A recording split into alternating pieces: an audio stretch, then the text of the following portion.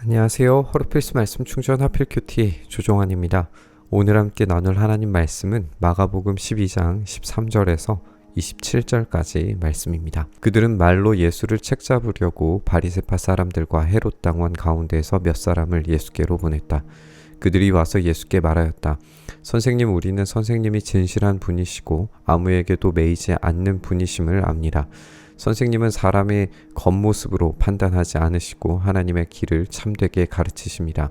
그런데 황제에게 세금을 바치는 것이 옳습니까? 옳지 않습니까? 바쳐야 합니까? 바치지 말아야 합니까? 바리새파 사람들과 헤롯 당원 가운데 몇 사람이 예수님께로 와서 이 황제에게 바치는 세금에 대한 문제를 제기하죠. 세금 문제의 배경은 유대 반란과 이 열심당의 사상이 이 배경에 있습니다. 유대가 이 기원 후 6년에 로마의 직접적인 통치를 받기 시작하면서 로마의 속주가 되었을 때 인구조사를 통한 인두세가 처음 부과되기 시작했어요. 이것은 민족적으로 굉장히 치욕적인 이 세금이었기 때문에 같은 해에 갈릴리 유다가 이끄는 반란의 원인이 되었습니다. 이후에 이 애국주의적인 지도자들에게 이 반란은 영감을 주었고 열심당 운동으로 확산되어서 이어졌습니다. 결국에 세금에 대한 문제 제기는 열심당의 사상에 대해서 예수님의 입장을 요구하는 것이었습니다. 이들은 황제에게 세금 바치는 것을 허용할 것인지 질문하고 있는데요. 세금을 허용하게 되면 하나님의 법과 인간의 법이 충돌하기 때문에 이 하나님의 법을 지키기 위해서 허용해서는 안 된다라는 주장을 이끌어내려고 하는 겁니다. 이 질문은 인간 정부를 반대하는데 하나님의 승인이 있다라는 것을 주장하도록 만드는 것이죠. 그렇다면 가이사와 하나님 사이에 대립이 있다는 이 열심당의 사상을 자연스럽게 끄집어낼 수 있고 그것을 통해서 이제 불리한 입장으로 나아가도록 만드는 거예요. 그런데 이제 예수님께서 그들이 가지고 있는 돈의 근원적인 문제를 지적하기 시작하실 겁니다. 예수께서 그들의 속임수를 아시고 그들에게 말씀하셨다. 어찌하여 나를 시험하느냐? 데나리온 한 잎을 가져다가 나에게 보여보아라. 그들이 그것을 가져오니 예수께서 그들에게 물으셨다. 이 초상은 누구의 것이며 적힌 글자는 누구의 것이냐? 그들이 대답하였다. 황제의 것입니다. 예수께서 그들에게 말씀하셨다. 황제의 것은 황제에게 돌려주고 하나님의 것은 하나님께 돌려드려라. 그들은 예수께 경탄하였다. 예수님은 그들에게 이 데나리온 한 입을 요구하시고 그 초상을 보이게 만드십니다. 그들은 자연스럽게 그 돈을 가져왔고 초상이 황제의 것이라는 것을 말하고 있습니다. 이것은 일종의 역설이 존재하는 것으로 볼 수 있는데요. 그들은 하나님의 법을 우선하면서 대립하는 그런 열심당의 논리를 끄집어내려고 했는데 사실 그들은 진짜 하나님의 법, 어떤 형상이라도 새긴 우상을 만들지 말라라고 하는 십계명을 어기고 있습니다. 게다가 예수님께서 그것을 가지고 계시지 않고 있는데 지금 이것을 가지고 온 사람들은 그 형상 새긴 것을 가지고 있음으로써 그들 스스로 모순이 적발되는 것을 보여주는 거죠. 예수님은 이 황제의 것은 황제에게, 하나님의 것은 하나님께 드리라고 말씀하십니다.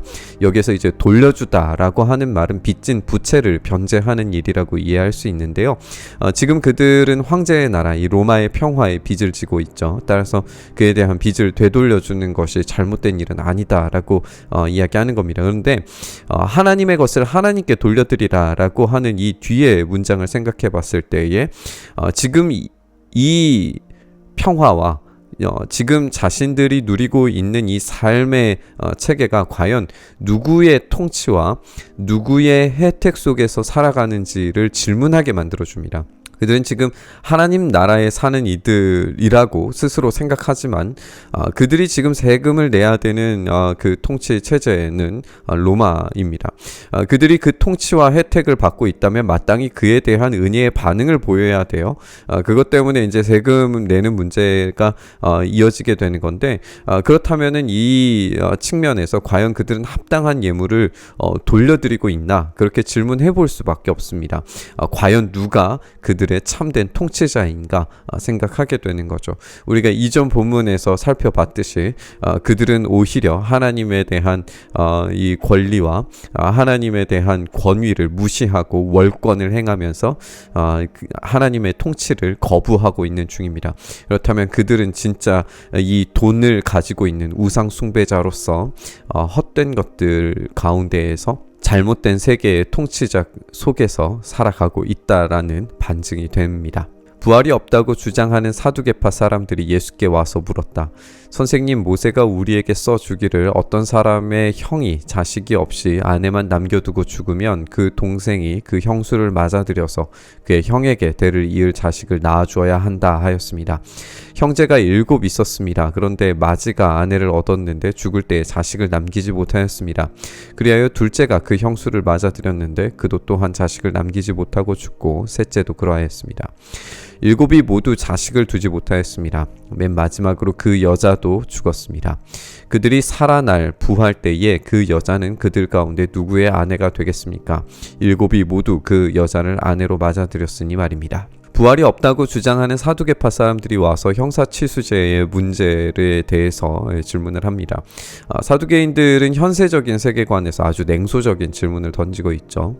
모세의 규정은 이 신명기 25장 5절 6절에 제시되고 있는데 사두개인들은 이 법을 그대로 인용을 하고 있어요. 이 법이 제시된 이유는 약속과 언약의 신실하심이 땅과 자손을 통해서 이루어질 것을 약속하셨기 때문에 이 땅과 자손을 유지하기 위한 법으로서 이 법을 제시하신 거였어요.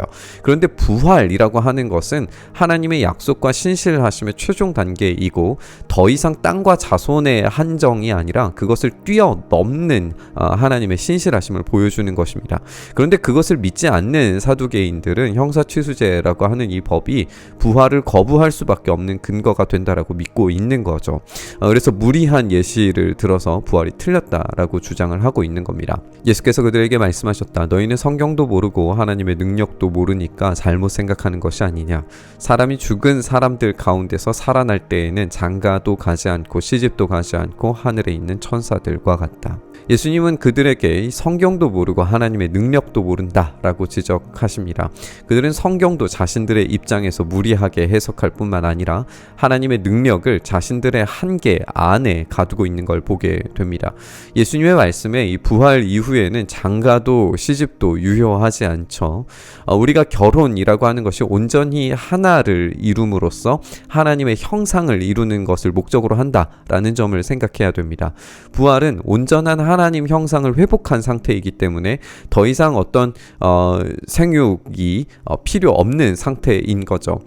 사두개인들은 모세오경을 자신들의 근거로 삼으면서도 모세오경에 빈번하게 등장하는 천사의 존재, 영적 존재에 대해서 너무나 무시하는 경향이 있다라고 지적할 수 있습니다.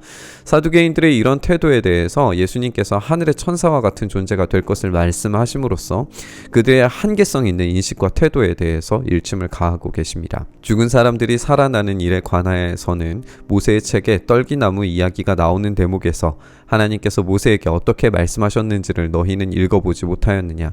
하나님께서는 모세에게 말씀하시기를 나는 아브라함의 하나님이요 이삭의 하나님이요 야곱의 하나님이다 하시지 않으셨느냐.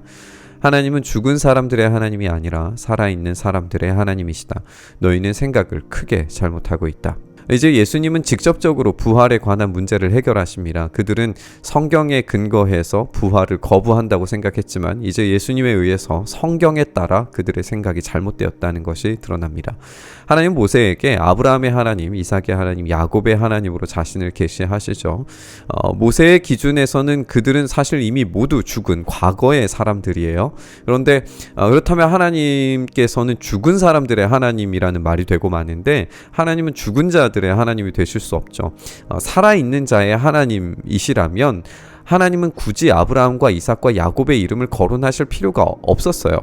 따라서 아브라함과 이삭과 야곱은 모세에게도 이미 살아있는 존재로서 드러나고 있다라고 지적하고 계시는 겁니다. 살아있는 하나님께서 자기 백성에게 행하시는 언약을 제대로 믿는다면 신실하신 하나님께서 생명을 부여하시는 방법과 논리가 겨우 인간적 경험의 한계에 머무를 수 없다라고 하는 점을 인정하는 게 얼마나 중요한지를 생각하게 됩니다. 사두개인들은 자신들의 기준과 틀 안에 완전히 사로잡혀 있었습니다. 그래서 온전히 하나님의 일하심을 이해하지 못하고 있음을 우리가 보게 돼요. 그들의 갇힌 시각은 부활도 하나님 나라도 완전히 오해하고 있습니다. 어쩌면 우리도 마찬가지지 않을까 생각이 듭니다. 우리의 인식 체계는 결코 하나님의 놀랍고 위대하신 일을 모두 다 이해할 수 없습니다. 우리가 헌신할 것은 그 위대하신 일, 그 신실하신 계획이 우리에게 예비되어 있음을 우리가 굳게 믿고 오늘을 온전히 하나님만 의지하면서 살아가는 겁니다. 그랬을 때에 우리의 한계를 넘어서 일하시는 그분의 놀라운 전적인 일하심들을 우리가 경험하게 될 줄 믿습니다. 그 전적인 의존과 헌신으로 우리의 생각 너머에 아직도 여전히 우리에게 신실하게 일하고 계시는 주님을 바라보면서 우리 묵상의 자리로 나아가시죠. 우리의 한계를 뚫고 우리의 한계 너머에서 그 풍성한 우주적인 일들을 우리 가운데 행하고 계시는 주님을 우리가 바라봅니다.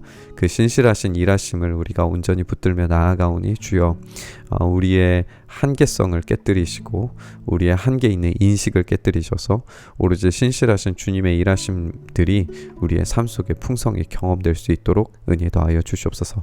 그 일을 우리 가운데 행하여 주시기를 간절히 바라고 소망하며 우리 주님 예수님 이름으로 기도드리옵나이다. 아멘.